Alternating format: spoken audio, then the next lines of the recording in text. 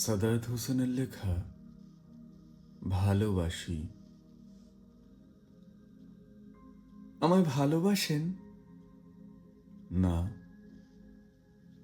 তাহলে তাহলে কিছুই না।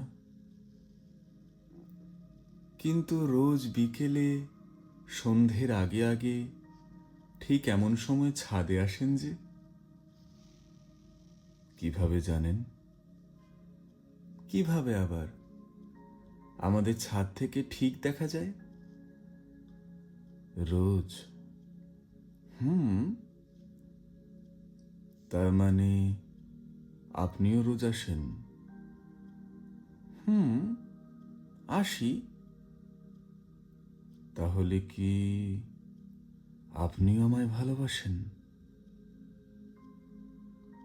মেয়েটা সাথে সাথে জবাব দেয় না, মাথা নামিয়ে নেয়। অনেকক্ষণ নিজেকে সামলে নেয় বোধহয়।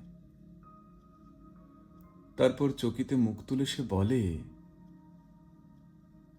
সন্ধ্যার আকাশ আমার ভালো লাগে, কেমন লালচে হয়ে থাকে, ওইটা দেখতে আসি।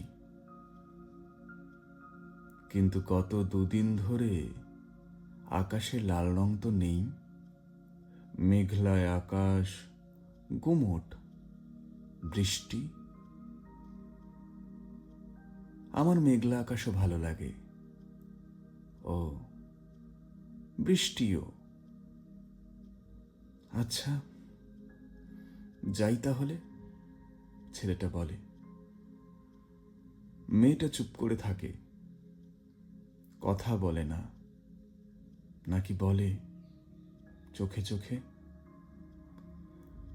ছেলেটা ঘাড় ঘুরিয়ে খানিক তাকায়, খানিক দ্বিধা, তারপর ফিরে চলে।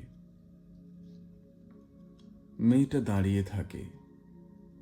ছেলেটা চায়ের দোকান পেরিয়ে সরু গলির ভেতর ঢুকে পড়ে। মেয়েটা দাঁড়িয়েই থাকে, দাঁড়িয়েই থাকে, যেন নির্নিমেষ অপেক্ষার নিশ্চিন্ত প্রহর। তারপর তারপর ছেলেটা ফিরে আসে। মেয়েটা জানতো। ছেলেটা বলে, আমারও আকাশ ভালো লাগে, বৃষ্টি ভালো লাগে, মেঘ ভালো লাগে, কিন্তু কিন্তু কি? কিন্তু সেই আকাশ, মেঘ আর বৃষ্টি দেখবার সময় একজোড়া উৎসুক চোখও লাগে আমার। কোথায়? ছেলেটা থমকায়, ভাবে, আর তারপর বলে, ছাদের ছাদের ওপাশে। তার কণ্ঠে দ্বিধা। মেয়েটা হাসে, শুধুই ছাদের ওপাশে? ছেলেটা জবাব দেয় না। জুতোর আগায় মেঝেতে অর্ধবৃত্ত আঁকে। মেয়েটা বলে, দুটো ছাদের আকাশ তো একটাই। ছেলেটা বলে, কিন্তু ছাদ যে দুটো।